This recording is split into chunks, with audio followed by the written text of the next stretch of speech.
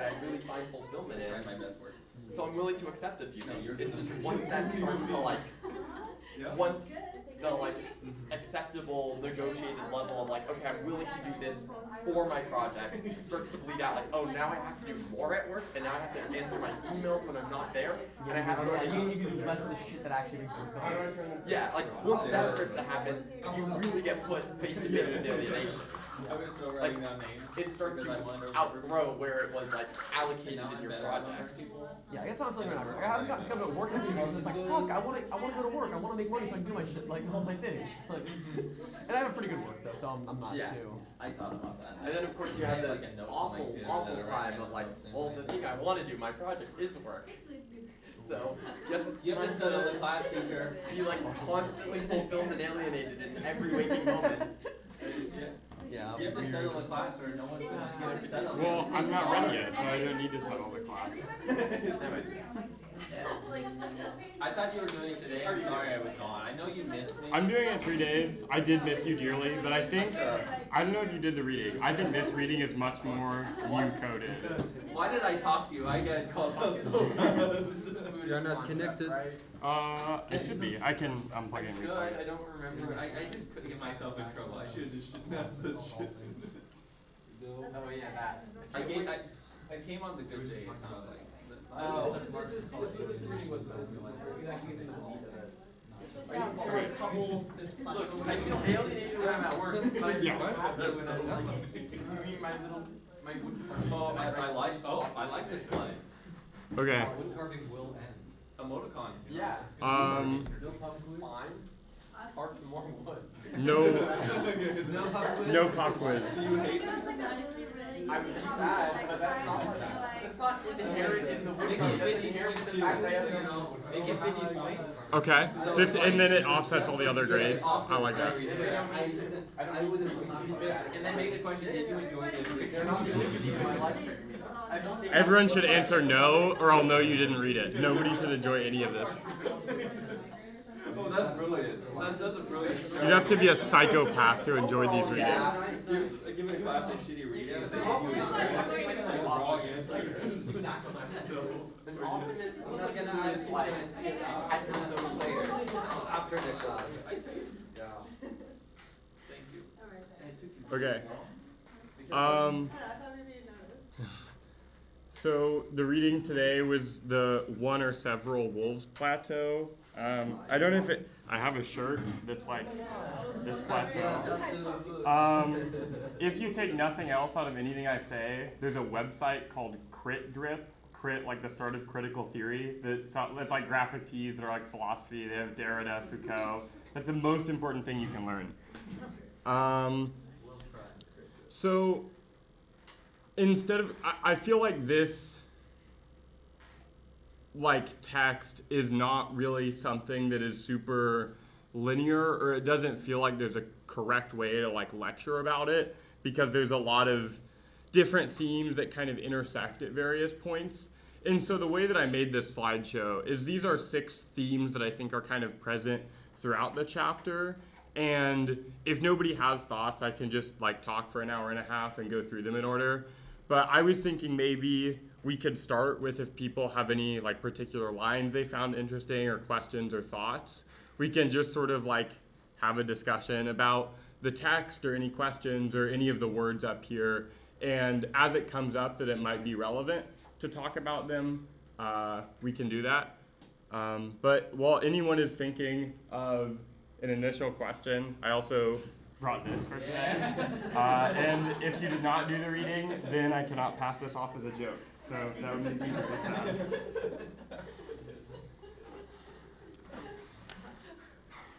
Okay, does anyone have, I have to get a picture, okay. That's wonderful. This is not going to hurt my job prospects. You should have brought. Do I need to like turn sideways? Yeah. You should have brought a couple of them because. I mean, You should have brought some. I can have five.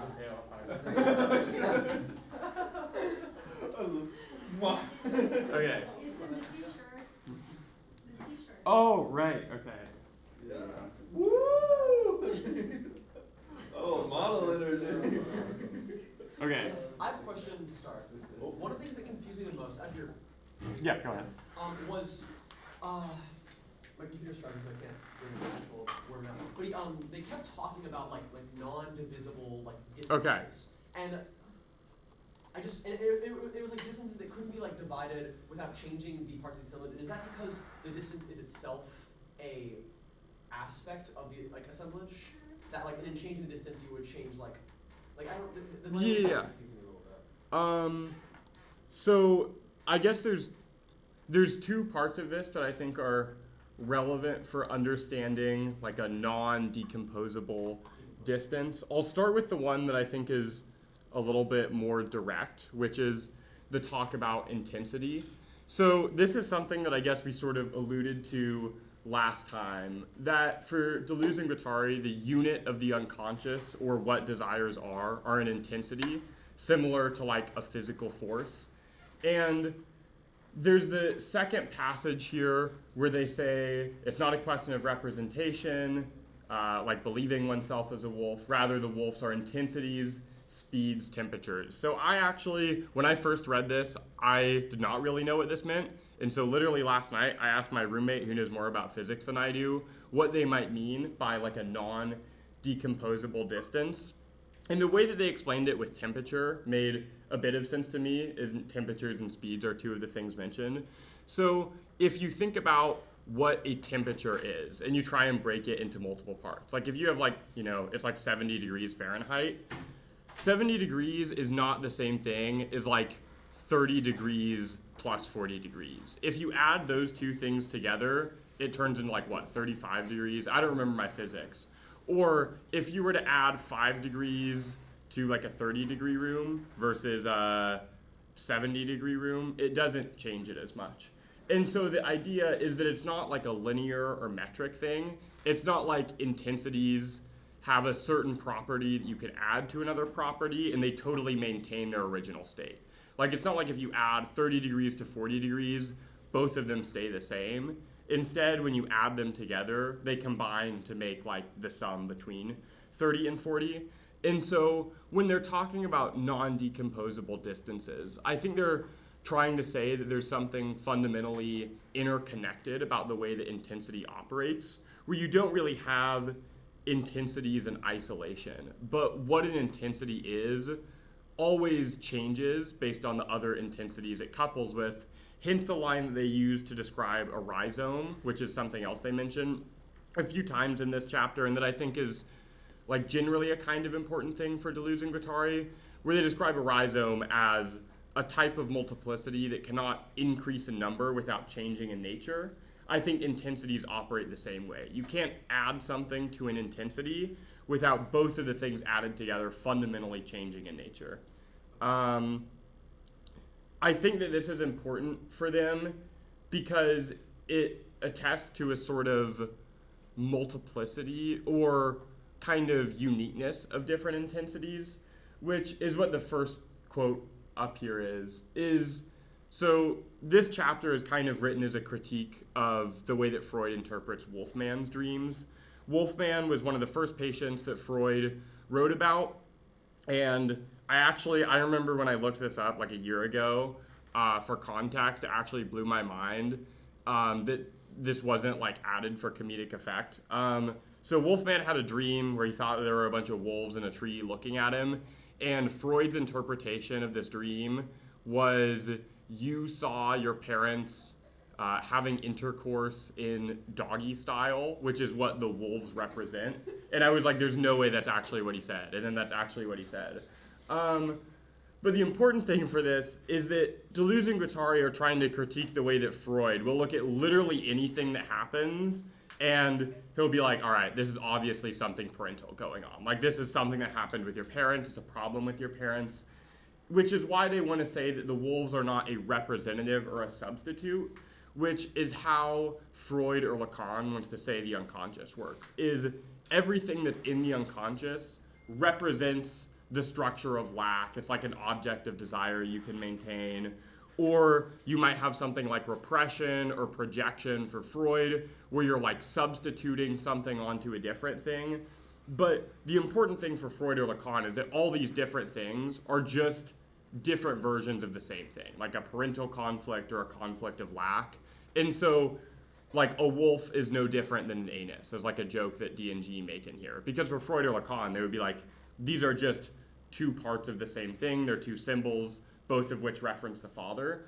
And so the first part of this quote is trying to say that the wolf is not something that comes from the inside, i.e., it's more comforting to say that it's a child that's dreaming and thinks of the wolf. They want to say that actually the wolf is something that comes from outside and creates an intensity. Like, you look at a wolf and you have a certain reaction to that, or a certain intensity. And that the unconscious works in that way, where something from outside sends an intensity into the unconscious, it couples with other intensities in the unconscious, and that's how you end up with a certain desire. Not that you have this internal structure of like, everything is a symbol of my father, everything is a symbol of fulfillment, that you then project onto the outside to make sense of everything. Those are my thoughts on intensity. Does that kind of get at what you were asking about with the non-decomposable distance? I also think that the rhizome is relevant to that question. I imagine we'll get there at some point, but if needed, I can. Yeah, it feels like for like D&G, it's like since everything is so interconnected, it's not just the components that matter, but the distance, like the distances or like the ways they interact with each other, or like the ways the flows are directed. Yeah, or another line that I like is they say in Becoming Wolf, the important thing is the relation of the wolf to the pack. So for them, a certain becoming, like a becoming wolf, is not defined by, just like what you feel or whatever, but it's based on the distances. So the becoming is made up of your relationships to the other components, which is what produces a certain desire or causes intensities to be configured in a certain way. And so yeah, like if the distances between you and another thing change, or the relative intensity of a certain thing changes, then those change your desire because it's just composed of that sort of network of relationships, which is getting in the direction of, I think, assemblages, which they're also writing about. So how deep do they go in terms of intensity? Like, oh, intensities must function in like very specific ways in the unconscious, or do they kind of go, they're there and they make some desires, and like ultimately we know that they interact with each other, but we can't know like how exactly certain intensities bump together to create, like, to be strung together as desires. Right. So is the question like, do they have descriptions of certain intensities do certain things, or they just kind of say, look at the unconscious, it's a lot of intensities, that's what's going on? Yeah. I think there's kind of two answers. Broadly, I think the second part of the answer is more correct, but let me find this quote. I cannot type. Okay.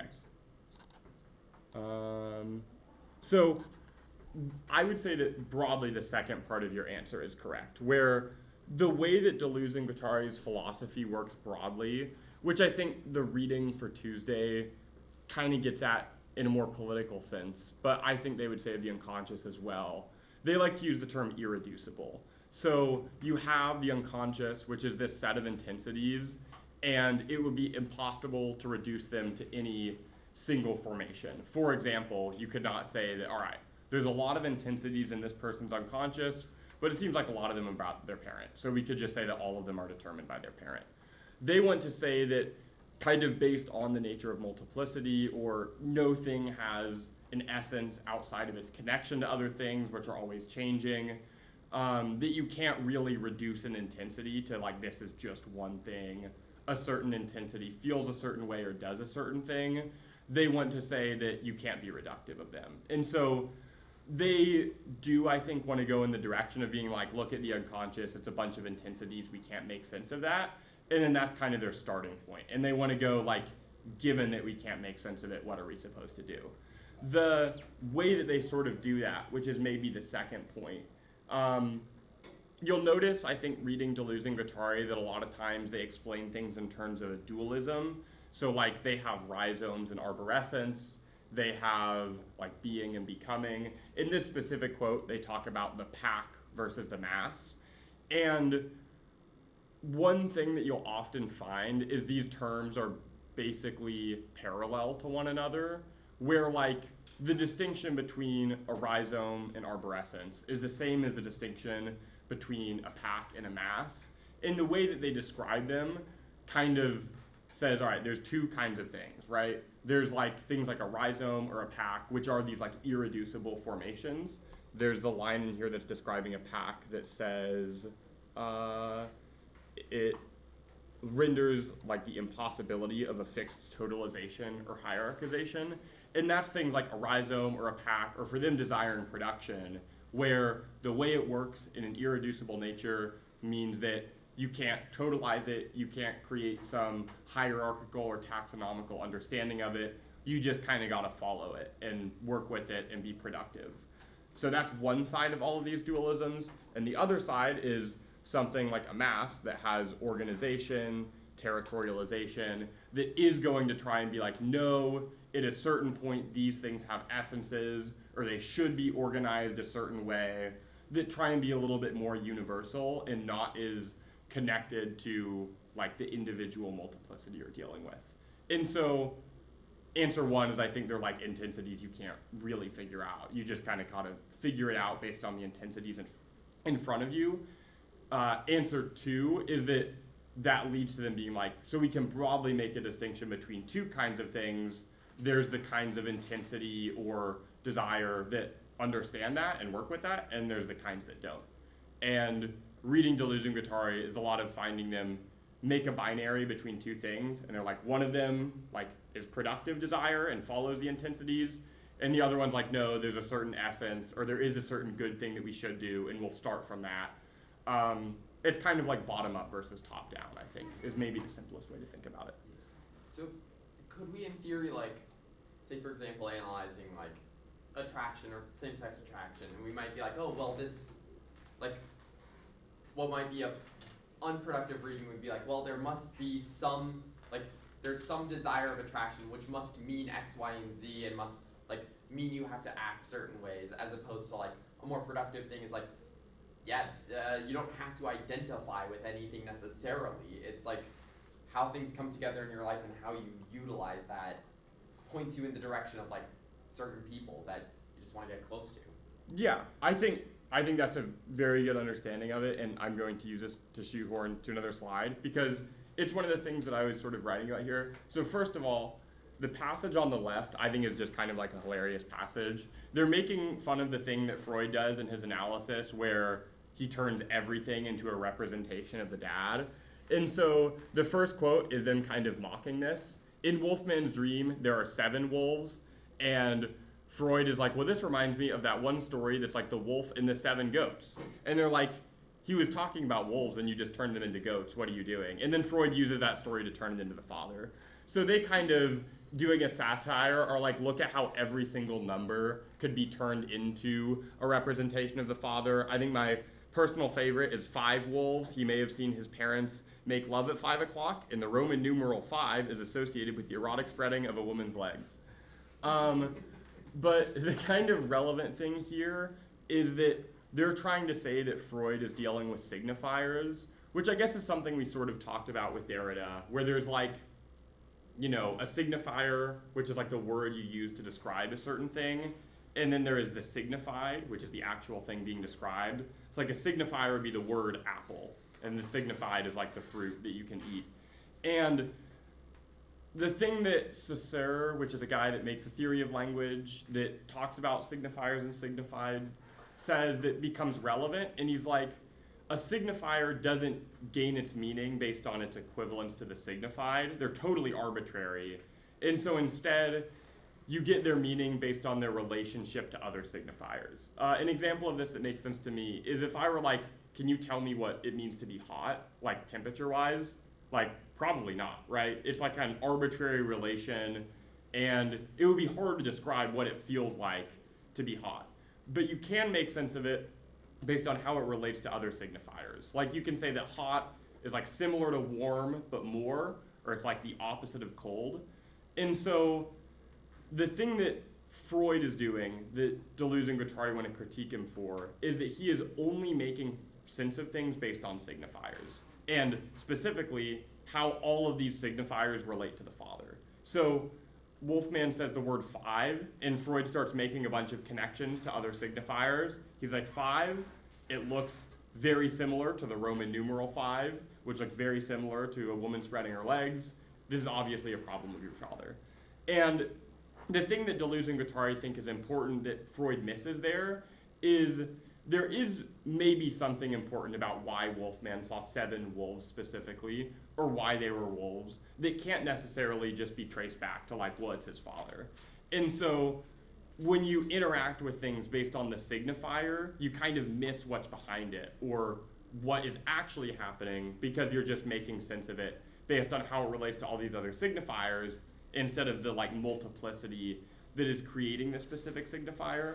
And so the reason that I came here from the thing you're saying is I think that queerness is a good example of this to me, where there's a lot of people that I think of things like identity, or specifically like kind of gender orientation or sexual orientation in a kind of signifier manner, where like if you say the word gay, it comes with a certain set of stereotypes where you imagine that like, okay, maybe they only like men, maybe they like to, dress kind of flamboyantly, they're probably in theater, whatever. And so if you make sense of someone based on the signifier, you're like, they've said they're gay, which means all these other associations automatically apply, then you're probably missing a lot of nuances with that person's identity. Or there's the phenomenon of people are like, I'm non-binary, and increasingly people are understanding that as just like, it's a third gender, it means they're kind of in the middle somewhere, which is in many ways missing the whole point of people who are non-binary trying to say that my gender can't be defined by a certain signifier, like male or female, and then people just like attach a new signifier to it. Another way that I think you could think about it is in the Derrida reading we did, The Animal That Therefore I Am. He has like the 3 pages where he's like, we are talking about my cat. We are not talking about all these cats in fiction and the things that they're representing. He even uses the word singularity to describe his cat. And so I think a similar thing is sort of happening, where Derrida is trying to be like, no, the cat is not a symbol for the thing that a cat symbolizes in a myth 50 years ago, which is maybe something that Freud would do if he was doing like a psychoanalysis of Derrida. He's trying to say, this is a specific cat, I have a specific relationship to this cat, and like maybe it's mediated by symbolism, but it doesn't necessarily have to be. And so that's kind of what Deleuze and Guattari are trying to say with their critique of Freud, and specifically with the critique of signification, is that when you make sense of things based on how signs interact with one another, or what associations does this word necessarily have, you miss the kind of more intimate relation in front of you, which is like, why does this word mean something here? What is cat referring to for Derrida? What is non-binary referring to for this specific person?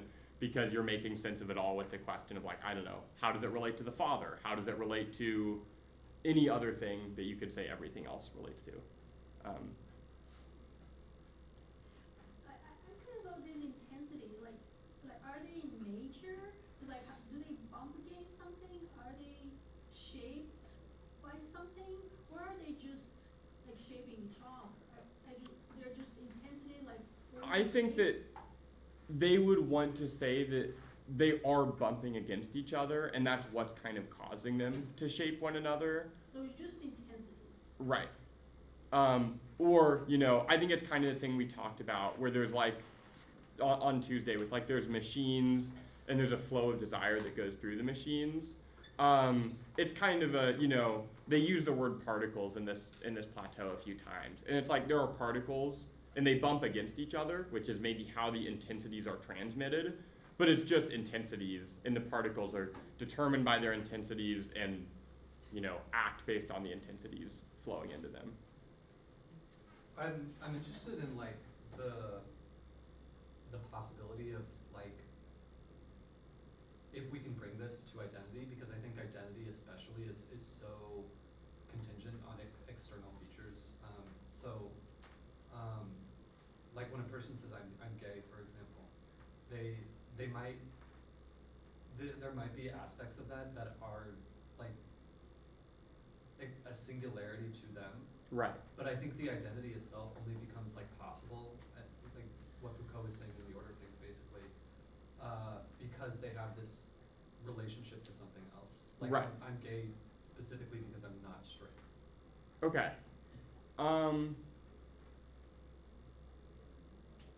I think that there's a lot of interesting theory that works with Foucault or postmodernism or psychoanalysis that's kind of interesting because it kind of works with that presupposition. Specifically, I think there's a lot of very interesting writing about like blackness that talks about how what it means to be black is often just defined in relation to whiteness, or for whiteness to define itself as an identity, it requires this outside where it can point to it and say, I'm not this thing. And so my initial reaction to that kind of reading is, one, I think that there's a lot of authors that, writing in different contexts, want to say that there are often kind of a problematic undertone of when people constitute their identity in relation to something else, being like, I'm not this thing, because then identity sort of requires an exclusion. And I think Deleuze and Guattari want to avoid a kind of interior-exterior distinction.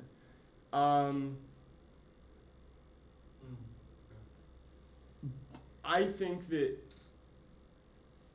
they would want to say that, like, the sort of meaning of gay not being straight or whatever is probably a way to make sense of the identity, but I think that their reading of that kind of thing is that it would end up being reductive, i.e., if there's something that's typically considered a straight behavior and someone who identifies with being gay maybe feels an inclination towards that behavior, then you kind of have like an internal conflict. It's like, am I really gay because I feel this thing? I shouldn't want to feel this thing.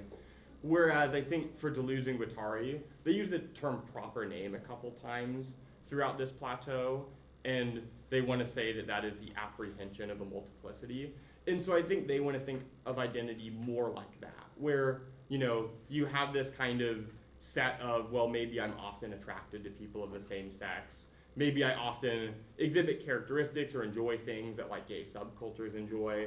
And so the meaning of you identifying with that word would be related to that kind of set of intensities or that multiplicity. And I think the relevant thing for them then is if factors in the multiplicity change, then so does the kind of word, i.e. you could take a traditionally straight thing and attach it to your gay assemblage or gay multiplicity, and like now it's not necessarily still a straight thing. There's the passage that I mentioned Tuesday about Judge Schraber, who repeatedly had the hallucination of turning into a woman, which I have somewhere in these slides. So if we get to talking about becoming at some point, I think becoming is really, I think, what Deleuze and Guattari's version of identity is. Okay. And so like you might have a becoming gay, a becoming straight, Yeah. etc. But I think they do have some interesting writings about how the kind of desire-based aspect of becoming interacts with the more kind of like material forms of identity. Yeah. So I have a question about the about multiplicities, intensities. Okay. So the way like I'm seeing multiplicities like in my head as they're writing about them is not about like these concrete zones that like bump against each other, but rather these kind of like permeable things. Like the image that always comes to mind is like a bunch of watercolors washing over each other. Yeah, and they kind do of, like, talk like, about. moving and shifting and creating new zones of different things happening at different points. Right. I know that they use the term thresholds and gradients a lot of the time to describe intensities. And that feels very, like color-wise. Right. Yeah. My mental model was always the thing on the left is a rhizome. And that's always what my model was more of, is like you have a thing that's like a web of relations. But I think you would also be right to kind of imagine it as watercolors mixing.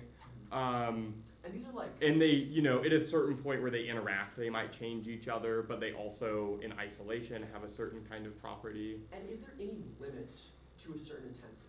Or are all intensities everywhere, and only at certain points are they like more like do they coalesce at certain points more so than other points? Well, I think that Are there edges? Deleuze and Guattari would say intensities can only be limited by other intensities, i.e. there's never one intensity that like necessarily cannot cross a certain threshold, cannot cause a certain thing to happen, but maybe every time an intensity wells up, there are a bunch of other intensities that just sort of like, drown it out or couple with it in such a way that, like the color is stronger. Like, I don't know, if you take like one drop of red and put it into a bunch of like black watercolor, it probably doesn't change the color very much. But that doesn't mean that an intensity isn't happening. It's just a question of how the intensities interact with the other things. There's maybe also something interesting to be said with when they critique a certain social formation or practice for being like repressive, they do so because they think it kind of puts a limit on intensities in the sense that it forecloses an intensity in advance and is like, this kind of intensity is like always bad, you shouldn't do it. And so to the extent that intensities can be limited, it's to the extent that either like they couple with other intensities and just sort of don't really manifest in a strong way, or that by the time an intensity comes up, there are always already a bunch of forces there that are like, this intensity is bad, it should not have any impact. Which is, I guess, maybe a more specific version of the first point, or a more intentional version, an organized version of the first point, where an intensity doesn't really get the chance to express itself because there are a bunch of other intensities kind of pushing it back down. I really do want you to spend some time explaining the rhizome, but can one justify in their world saying I am? Can one even justify saying like I? That's alt tab. That's not okay. There we go. I think the first like paragraph of 1,000 Plateaus is pretty incredible, and it's basically them answering this question. I put the first line in the left, but the two of us wrote Anti-Oedipus together. Since each of us was several, there was already quite a crowd. They also have lines in this Wolfman Plateau where they're like, there are no individual statements, only statement producing machinic assemblages. And so they do not think there is such thing as an isolated self or an individual. But then a little bit later, they're like, why have we kept our names? It still says Deleuze and Guattari on the front of the book. And then they have some justifications for it. There aren't real justifications. They're just kind of, I would say, intensity things. They're like, it's out of habit. It's nice to talk like everyone else. They have this, their weird philosophy justification to render unperceptible what makes us act, feel, and think. But then there's this part at the bottom where their goal is not to reach the point where one no longer says the word I, but the point where it is no longer of any importance where one says I. And so I think this is something that pops up a lot with Deleuze and Guattari, where they would never say a certain thing is always bad. It's not necessarily bad to say I am, because it's determined by the intensity. It's good or bad, it's just epistemically incorrect, right? It's not about good or bad. Well, but about true. it's epistemically incorrect if when you say I am, you're trying to refer to a stable subject with unchanging characteristics. But I think they're trying to suggest here that you could say the word I and be referring to an assemblage, which is what they're trying to do in this work, I think, where they're trying to say the word I doesn't necessarily have an importance. Like, it's not important to say I am this thing, because the I is always changing with an assemblage or just a set of intensities. So if there is, what there is intensities. Right. And what intensities produce is multiplicities. Yes. There is multiplicity, and that's what there is. Right. And you could use the word I to refer to a multiplicity, but I think you are correct that most of the time that someone says I am, and they give a set of like, I don't know, I am a shy person, I am not outgoing, I am a college student and a sophomore or whatever, Deleuze and Guattari would be like, those are not useful things to say because they're not referencing a multiplicity, they're referencing a signifier. They say, well, they have the talk about Wolfman as a proper name. It like grasps a set of intensities, like he's thinking a lot about wolves right now or feels like a wolf. And so that would be a way to have an I am. They also like to say that they talk about infinitives, like a to be or something. And so I think if they had like a perfect world, where everybody used schizoanalysis language, instead of saying I am, you would say like to be which I can't really grammatically imagine how that happens, but that's just a thing they say that might be relevant. You had a question, or? Well, you kind of addressed it. I was thinking about how like they start the chapter off talking about Wolfman like as a proper name that's like let's see, a name more properly his than his own, since it attained the highest degree of singularity. Right? Yeah. And so I kind of wanted you to talk a little bit about that.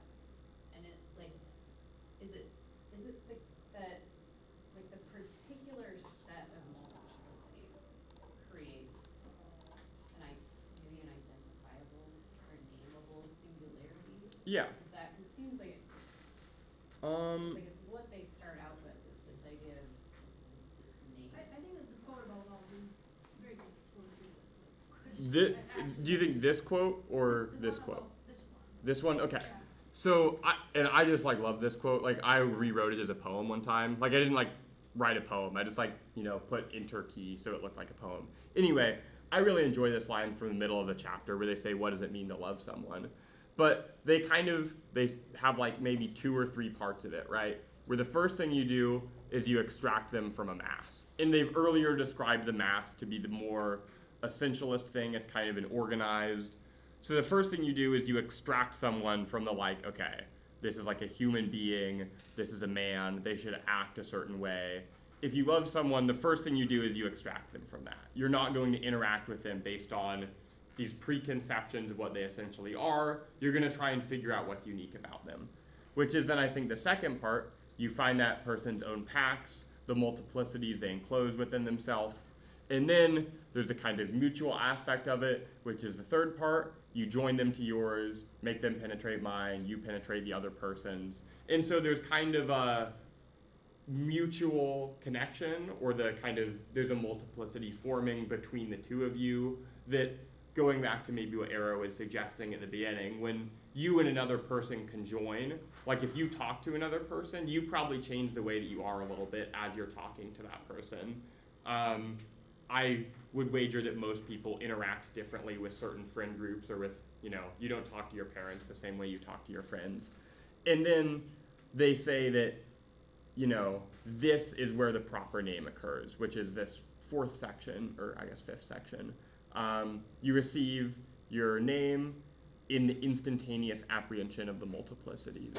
And so I don't know if that's kind of getting at what you're asking with the question, but it's like, you kind of figure out that this person has this sort of set of intensities, or they often have these kinds of becomings, and you give a name to that thing.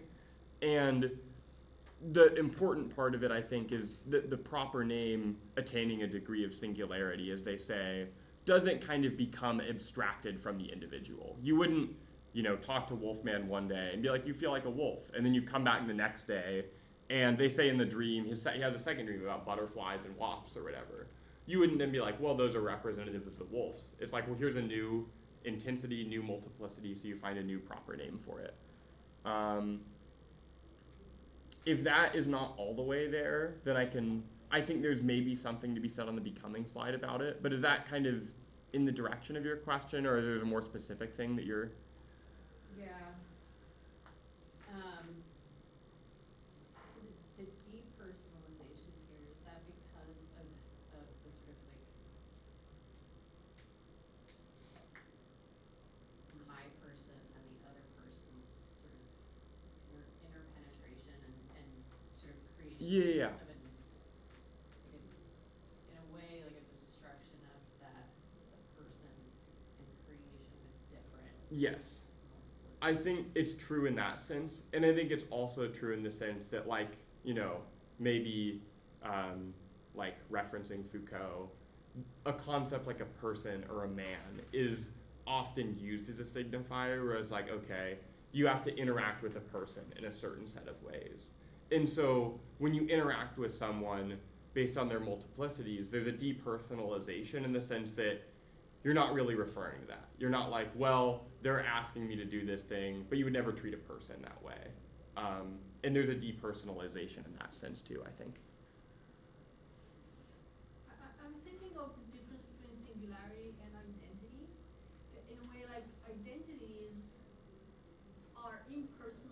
when we Right. when we, identify ourselves to others, we do it for the most part when we don't know each other, right? So we give like interchangeable definitions for who we are, right?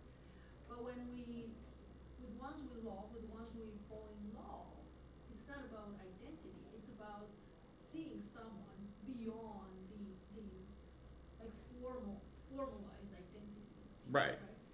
And but for me, so I have a little bit of trouble with the personalization because what I would be thinking is that while singularity is about the person and the person is a multiplicity, cannot be captured in an identity, right?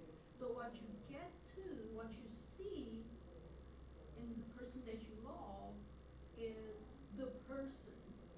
You love the person, right? And it's always so hard to say why you love someone, right?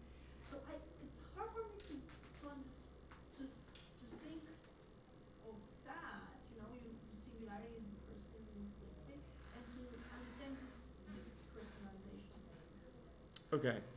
I thought you had a question. Is that right? Is that related to the personalization? Or okay. Well, I think I don't know. The way that I may be thinking of it is when they say depersonalization, they're almost wanting to say in like a person with a capital P. Like if you were to define a person has these characteristics.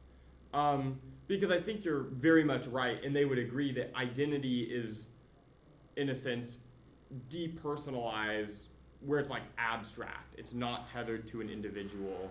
You're like, It's like impersonal. Yeah. It's anonymous in a way. Right. Because identities are to be. And we like identities are out there, and we choose them. I do think that they would say, to the extent that you're using personalization to mean like it's a very intimate connection with the other person, then I think it's just a difference in language. Because I think they're absolutely trying to say that when you grasp another person's multiplicity, like that's a very intimate connection. It's not mediated by an abstract identity outside of them.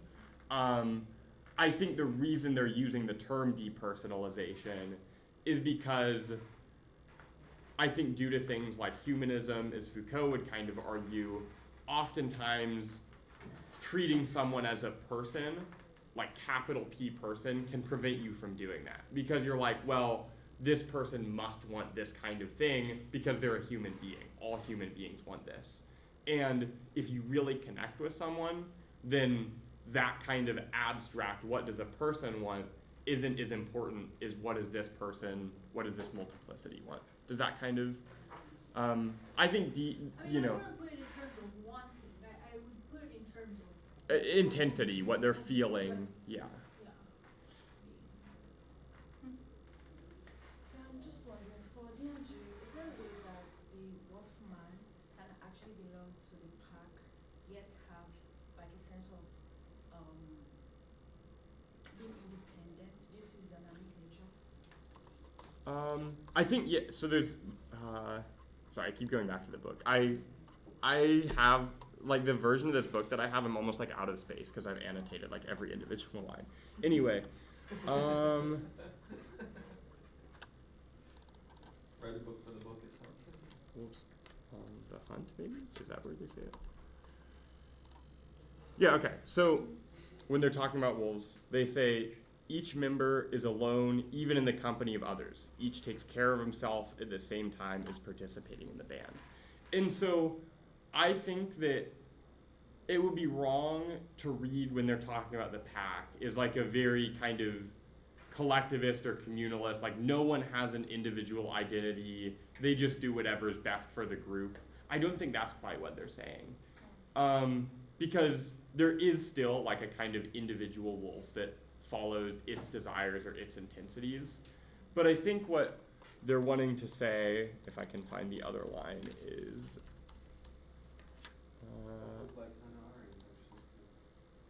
they say, oh, not the wolf is the father. They don't say that. They say the wolf is the pack. So they want to kind of say that like what the individual is this set of all of its relationships around it. And so that doesn't mean that like the person or the wolf is subservient to the group or pack. They just do whatever the group wants. But I think they are saying that what the person wants is always to some extent shaped or dictated by the pack that they're in or whatever else is doing. Does that kind of make sense? Okay. If no one else has a particular question, I think I might go to the becoming slide because it feels like I've said a lot of things that are getting in that direction. How about the rhizome? 'Cause Okay, we'll do the it's rhizome. so central for them. So, I will maybe draw this on the board because I think like I have to fix this. Okay. I think the still picture gives you some idea, but so they contrast a rhizome with arborescence. Arborescence is like a tree, and so the thing that they're characterizing as trees, or the thing they're trying to reference with a tree, is it like, all right, a tree, it grows like one way, like it goes up one direction. And the way that things are made sense of in a tree is roots. So like they are all tied to the central growth of the tree. It all comes back to one thing. So this is like Freud's analysis of Wolfman. Everything comes back to the father. If you have something that's like out here and not really related, they're going to try and capture it in roots. I think it's also a way that D&G would describe more oppressive social organizations, is you have this central growth that everything is judged on, and if you are like outside of it, then they are going to try and connect you to it in some way, either like in an assimilation sense, make you useful to the growth of the tree, or it's like you're obstructing the growth of the tree, get out of here. And so they use the term bi-univocal, which means that the way that the thing is judged is based on that single connection. It's like there's a tree growing. Are you good or bad for the growth of the tree? That's it. That's the extent of the question. Or when Freud does analysis, it's like there's a thing happening. How does it relate to the father? That's the only question. Which would be like, a horrible model of psychoanalysis. You go into the couch, you're like, I'm having this problem. I don't have a very good job right now. I'm worried about the political state of the world. And the analyst is like, oh, that's like a representative of your father. Like it seems like a lot's getting lost there. So for a rhizome, it is polyvocal, and meaning that, okay, like we have a line and there's like a point here. This point is defined by its relationship to other points or other lines. And so, I'll just keep drawing lines for a little bit. A rhizome, by the way, is the roots of grass, and they grow in this way where there isn't like a central, there's not like one blade of grass that's growing. It's this like subterranean network of a bunch of different roots. They pop up at a bunch of different points, and it's like highly decentered. And so if you take any individual point in a rhizome, like let's say here, we can't really judge this based on its relation to any one point. Like it wouldn't really make sense for us to be like, all right, how does this point work with this line? Like they're not even connecting. And so instead, the way that the point in a rhizome is defined is based on its connections with all the other points. And so like there's a line here, there's a line here, there's a line here. Those are all probably important for this point, which makes it more polyvocal. And then hence the description of a rhizome, like what you were getting out of the beginning arrow, that you cannot increase or diminish without their elements changing in nature. If we add, like we have a point over here, and we connect it to the rhizome, if you do that in like a arborescent system, it's like we have this thing, we connect it, this doesn't change at all. It's still like the one thing, this just has to kind of assimilate into it. But if you have a point outside of a rhizome and then you connect it, then this point is now going to change based on its connection with this point. This point changes by its connection with this. This point down here was connected to this point with changed, and so on and so on. So when you add or take something away from a rhizome, the nature of the rhizome, or what the point is, changes. And so you don't have a kind of centralized or organized system where everything fits in, but you have a very decentered system where the identity or nature of things is always changing, it's always in movement based on how it connects to other things. I mentioned the pack at the bottom, which I guess we kind of talked about, but the way they describe a pack, I think, is first of all very much rhizomatic, and to the extent that I think Deleuze was probably would say like, well, the way that desire operates is a rhizome, like everything is a rhizome. There's some rhizomes that just look a lot like trees or whatever, A pack is probably a kind of rhizome that like understands it's a rhizome and works to continue that. Hence the part where it's like it has an impossibility of fixed hierarchization. Like within a pack, they would work to prevent any kind of centralizing point from popping up. So before I get into my question, I want to like contextualize a little bit. So when I was reading Deleuze and Guattari, I was like living on this commune, and there were a lot of different people there. And so that's how I was kind of like thinking about the rhizome. Right. Like there were people who were like coming and going all the time, and then there were people who would stay. But there were kind of these like two families that everything kind of like revolved around. Okay. Not in like an authoritarian way. Right. It's But just it's like just they had been around the longest, they knew what to do. And so it got me thinking, like for my reading, for Deleuze and Guattari, the important thing about the rhizome is that it's kind of this like spontaneous and very decentralized thing. yeah. But what I was thinking was between the rhizome and the arborescent, what would you call the arborescent? It's like Yeah, a noun. You can just Like call a tree, arborescent. a tree, Yeah, a tree. A tree. Like the difference that seems significant to me is that the arborescent mode had a single sort of like terminus Yeah. that it was ending in. Whereas for Deleuze, the distinction between seems to me between like ordered and disordered. Yeah, and I think that's a way to think about it. My first thing I would say is I think the War Machine Plateau, which is a couple passages of that are for Thursday or Tuesday, is like very much because it talks about the difference between nomad societies and like a state with a capital S. And they have an interesting line in there where they're like, it's not a question of order versus disorder or centralization versus decentralization, but and I don't remember the word they're using. But I think when you're like it's a single terminus, I think that's kind of the interesting thing that's important because you can have, a commune where there's two pretty important families, and it could still be rhizomatic insofar as the entire commune is structured around like we got to do what's best for these families, Yeah. right? Then there's maybe a single terminus, and it becomes a little bit more kind of authoritarian.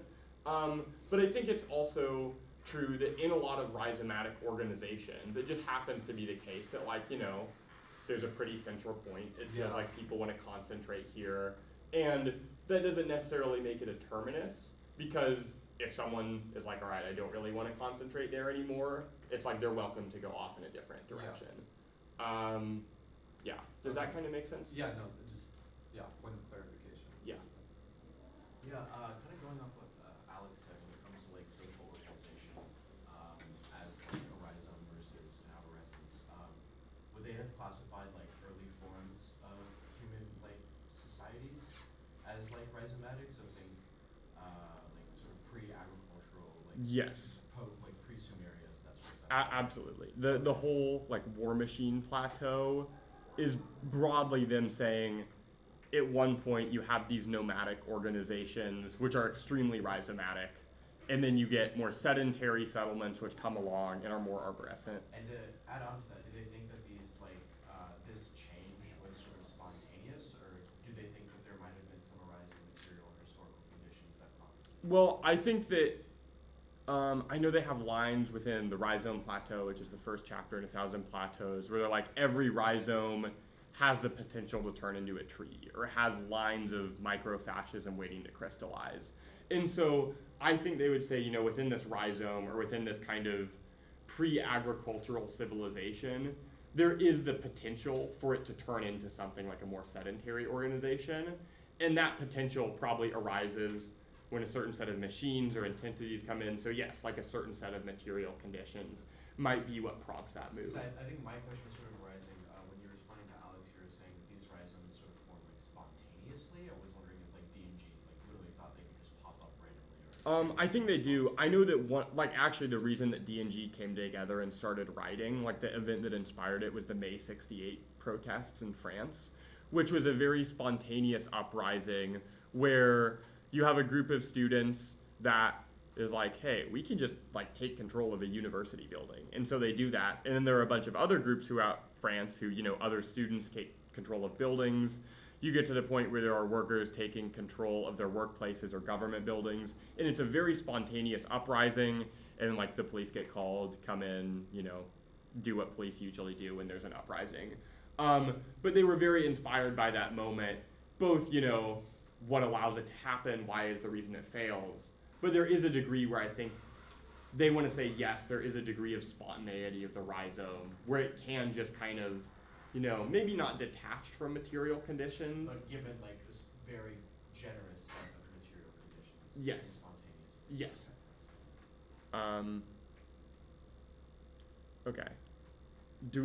Are we good to move to the becoming slide maybe? Or, okay, I don't know if we'll only get, there's the becoming and the body without organs. Do people have a preference on where we go? They're very similar, but, Can we do body without organs? okay, yeah, it's like a better clickbait name. Like body without organs sounds hilarious. Go ahead. Actually, I want to back up just for like a second. Okay. It's gonna take you long to answer. But I keep thinking about how wolves really are very hierarchical. So this is actually interesting. Didn't that get disproven? Yeah, Like, so the whole alpha like beta thing, like taken from wolves, but then they just found out that wasn't true altogether.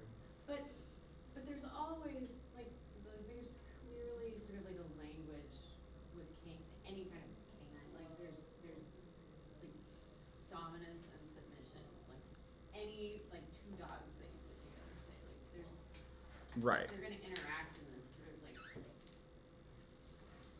where does dominance Well, fit I in the think- rhizomatic? I think what D&G would want to say is that when you have canines interacting, that kind of like dominance and submission is not like this like ingrained in canine psychology. There's always going to be an alpha and people or dogs submissive to alpha, but rather is kind of a, like we have a household, we have 2 dogs, the new dog comes in and was like, she's like physically bigger, she's very submissive to the other dog. And I think they would want to say like, that's a result of a particular assemblage. Like it's not like there has to be a dog that's submissive. The other thing that I think is interesting was Sahaj mentioned, or is it Sahaj? Okay. And I did like a research paper on this because I thought it was interesting, is there is research where they found that there are certainly like some organization within a pack, but it's not always true that like there's an example of a pack where the alpha like takes the beta and is like the beta is going to mate and do all the reproducing so I can do other things. Or where there's a pack where once the omega is preparing to give birth, the alpha is the one that predominantly goes out and hunts. And so it's not always true that pack structures are like universally organized around there's an alpha and omega and everyone else is submissive to it. And the function of an alpha and what an alpha does or who is an alpha changes based on the conditions of the pack, which is I think the way that D&G would want to read what it means to be in a pack or what it means to become wolf. Hence the kind of line, in becoming wolf, the important thing is the position in relation to the pack. Does that sort of, but there's some interesting research in, I think it's classified as like queer ecologies, that for wolves and other things is like, it is interesting the way that we look at natural formations and sometimes read kind of heteronormative organizations onto that, which in many cases, not just wolves, has caused scientists to miss like a particular animal's behavior because there's kind of a Freudian like, well, obviously animals are heteronormative like humans, and so anything they do is made sense of in relation to that. Case in point, there's a video that's like, it's a pretty cute video of like 2 dogs wrestling or whatever, and it very much looks like 2 dogs are playing. The one that is being submissive is like smiling the whole time. Like it's a very playful submission. And the caption on the video is like, wolf showing submission to its dominant pack mate or whatever. Which I think their interpretation of what's happening is there's kind of like a Freudian like, well, obviously this is a sign of domination and submission, which is maybe causing people to miss like the maybe playful element of the multiplicity of play. And I'll be honest, I'm actually, like, we're talking about wolves, but I'm actually thinking about my chickens. Like, Well, then maybe chickens are too arborescent of creatures. They absolutely have this hierarchy. Yeah, so. I do think the other thing that's interesting is I think D&G would certainly be in the direction of like, even if chickens are often hierarchical, they would be like, you could make a rhizomatic chicken. You could arrange the chicken such, you know, you could get a chicken to become wolf if you tried hard enough. Do they think like this social organization corresponds to like intelligence level then? So like say like the smarter an animal might I don't think so. There's chapters in this book about geology where they're like the way that the earth organizes itself is deterritorialized.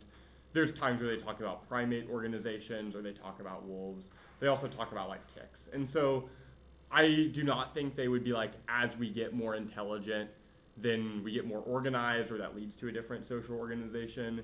In fact, kind of the whole argument within the War Machine Plateau, which we'll have Thursday, is they're like nomad or pre-agricultural societies were not like a less developed version of sedentary societies which they were working towards.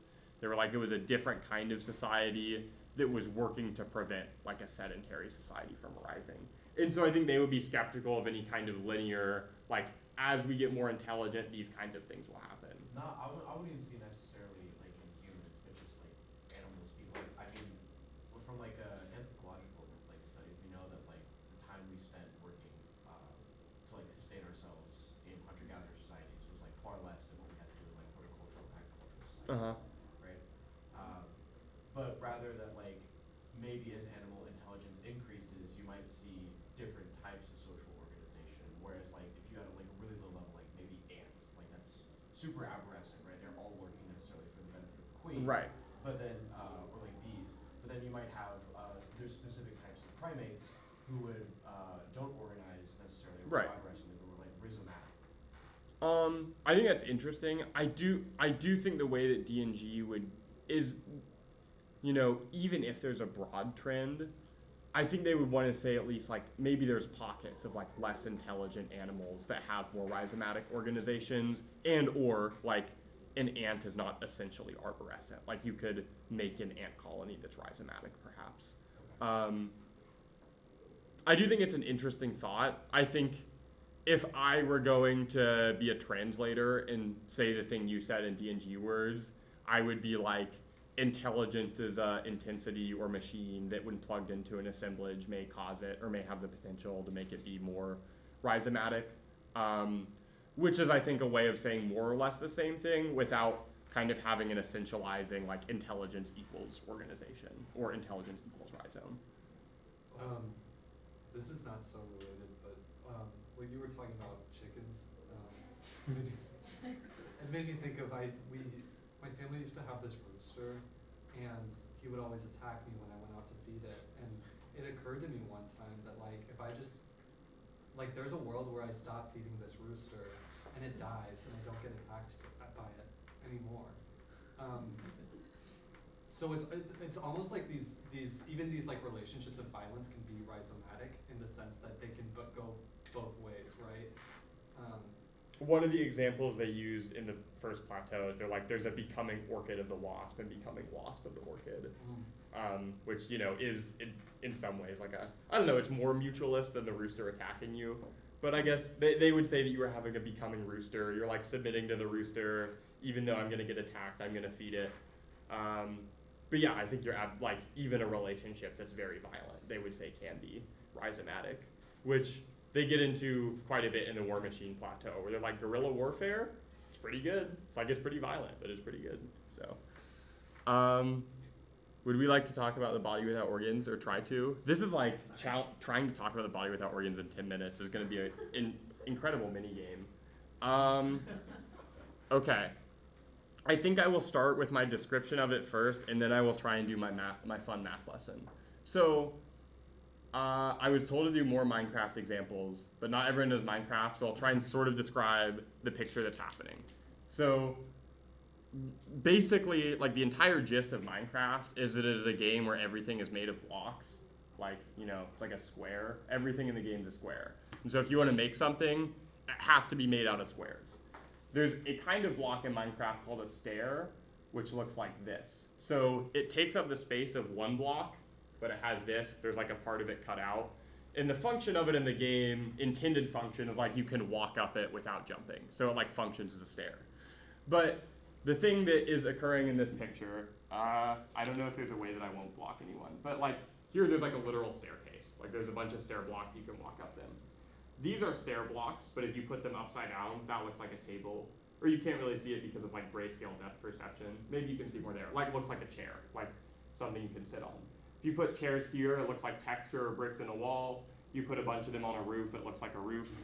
So the idea is that you have like a stair machine, and instead of having a particular essence, like a stair is always a stair, it changes based on the multiplicity or assemblage it's attached to. If you put it in a kitchen upside down, it looks like a table. If you put a bunch of them together on top of a building, it looks like a roof. So that is like the stair machine and the becomings of a stair machine. There's like a becoming roof, becoming table. The body without organs, I always think of it as a plane or like a circle. And on a body without organs are all the potentialities for what a machine could be. So we have a stair machine on the body without organs. We'll say it's in a kitchen, so it's having a becoming chair based on its particular assemblage. Like there's a bunch of machines coming into it, causing it to output becoming chair. And so the body without organs is kind of doing two things. First, it is, I think, the surface of where intensities are recorded. So you can think like input, output. You have a bunch of things that come onto the body without organs. For example, we're in a building that looks like a house. This room looks like the kitchen. Maybe there's something that looks like a cabinet over there. These are all things that would enter the body without organs and they get recorded, and it's like, okay, now the stair machine is having a becoming chair. The output is it looks like a chair. Maybe I'm gonna try and sit in it. So that's like section one of what happens with the body without organs, is it's where intensities are recorded and cause a specific becoming to take shape. Part two is that a body without organs is the potentiality of all the things a stair machine could be. So even if the stair takes this shape where it's like a chair, if you add other things, then maybe you add a bunch of stairs behind it, now it's a staircase again. And so there is both a like literal becoming that is happening, which outputs intensities, but the body without organs reserves the ability for that sort of single intensity to change. Hence, I think the quote at the bottom here, the body without organs is opposed less to organs as such than to the organization of the organs insofar as it composes an organism. So a body without organs does not mean like you take off your arm and now you're more deterritorialized. It does mean you do not say the arm has an essential function. The arm is always used for, I don't know, hunting, gathering, picking up and drinking food. It's like you put a hand in a certain assemblage. Maybe it's like, I don't know, like a sports machine. Maybe you use it to write.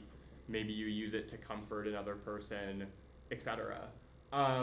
So the body without organs is to say that any given organ does not have a static essence. It is not defined by what it does for the organism or the organization as a whole, but rather it has a set of potentialities which are always subject to change. Is that kind of a, like body without organs sort of makes sense? Yes. We have a gist of how we could describe it? Okay. I'll try and do my, well actually, okay. I don't think the math lesson is that important. Other than, I will say, they say that the body without organs is like what? N equals 0, or the body without organs is the 0 of Wolfman. And what they're trying to say here is the body without organs is like the 0 point of intensity. So you can add intensities to it, but it is the base on which all intensities happen. Hence the line later in here, which is where they're contrasting from Lacan. And they want to say the unconscious is not negative. There is not, like a negative that then has to be filled. It is just positive moves to and away from 0. Another way that D&G represent the rhizome is they say N minus 1. 1 is referring to the whole. So a rhizome is N intensities, like it's a collection of intensities, and then you subtract any intensity that could be the whole. Like you would subtract Oedipus. Every other intensity is determined by the father. That would be an example of 1. So then you subtract that from the rhizome. And so this I think, contrasts with Lacan, where D&G and Lacan would both say there's not such thing as a whole subject. Like there is a -1, right? You can't become wholly fulfilled. But I think Deleuze and Guattari would say the body without organs is not defined in relation to this because it fills up within intensities. They can go in a variety of directions. Whereas Lacan would maybe want to say you can't be whole, and then the unconscious is always defined around how can I be whole. You have this experience of lack that is tethered to the one. And I think Deleuze and Guattari and Lacan would agree, like you can't be a whole subject. But the question is, what does the unconscious do in that incompleteness? And Lacan would say it is repeatedly trying to get complete, whereas Deleuze and Guattari would say it is filling up with intensities which go in various directions, much of the time not trying to be complete, but just sort of an intensity moving in a direction. I have 3 minutes. I don't know that I can describe becoming in 3 minutes. Do we want to try, or do we just want to like pack up and say I start? You want me to? Let's try. Yeah, I wanna Okay, give it a shot. I'll try. I guess if Can you do like a people. repeat, like, you know, you try now and then, you know, the next time. Yes. Also, if anyone leaves while I'm describing becoming, I'm totally not offended. You have other classes to go to, but I will sit here and talk for as long as people let me.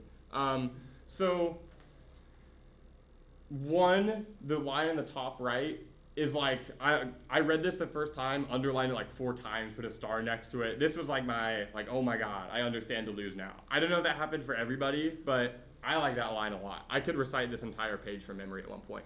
Anyway, so they're describing a becoming wolf, and they say the wolf is not a representative, a substitute, but an I feel. I think it's filtered through the line that comes after it, where Freud would hear a cry of anguish, like help me not become a wolf, or on the opposite, help me not fail in this becoming. And so the way that Freud or a psychoanalyst would make sense of a becoming is it's like a whole identity. Like, okay, I would feel whole if I was a wolf, so I have to start doing a set of things. Like, I don't know, I have to like walk around on all 4s and bark. I have to be the perfect version of a wolf. And Deleuze and Guattari would say that's not what's happening. A becoming wolf is not you pick like an object, like wolf, and you're like, if I was that wolf, I would be totally complete. Rather, it's like an I feel or a set of intensities, like, you know, I kind of feel like walking around on all 4s and barking right now, which is something that isn't necessarily judged by, does it adhere to the object? Have you perfectly made yourself a wolf? Rather, it is I have a set of intensities, and they have had this input that makes me, you know, want to walk around on all 4s, and so output, now I'm walking around on all 4s acting like a wolf. And so it is in that sense that it's not a representative or a substitute or I believe I am a wolf, because you're not doing it trying to be something else or judging it based on an object, but the becoming is just sort of an intensity that happens. And so I think the example of this that I think is quite interesting is what is on the left. I mentioned Judge Schraber last time, but he's a schizophrenic who Freud did a case study on. His recurring hallucination was that God was turning him into a woman. And the way that Deleuze and Guattari describe this is that, you know, he has this body without organs. It is filled up by intensities of attraction and repulsion. So attraction, like I do want this thing, repulsion, I do not want this thing.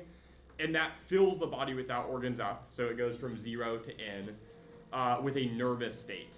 States through which Schraber passes, becoming a woman and other things as well. So a becoming is what is filled up on the body without organs, like based on relations of attraction and repulsion.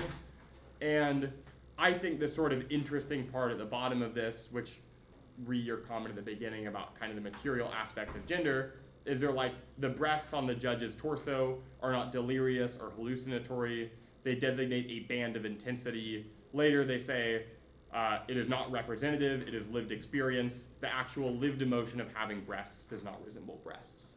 And so I think the way that they want to talk about Schraber having a becoming woman is not like a very linear, like, okay, he feels like a woman, which means he has to do a certain set of things. He's going to go start, like, you know, he's going to buy a dress, he might start estrogen. Rather, they're going to say that Schraber has already become woman the second he's like, my breasts are now a zone of intensity. You know, I may be filled up with a degree of attraction where I feel like a woman, I feel like God is touching my breasts for whatever reason. And so the becoming is a nervous state, it is filled up by the intensities that surround it, and then you follow the intensities. which is distinct from how Freud would read such a scenario, where Schreber is like, I want to be a woman, and then starts doing a bunch of things to become a woman, judges himself based on how well he matches the object. Rather, I think you can think of it becoming as like a vector or a direction. It's like you have a bunch of intensities flowing into you, and you move in a direction, you move in a line based on those intensities. If the intensities change, so does the direction of the line, probably. Yeah, if people are not clear on becoming, we can start talking more about becoming next time. Also, if there's people that have immediate thoughts on becoming, we can talk about it now. I don't have class for like 40 more minutes. Thank you. Thank you.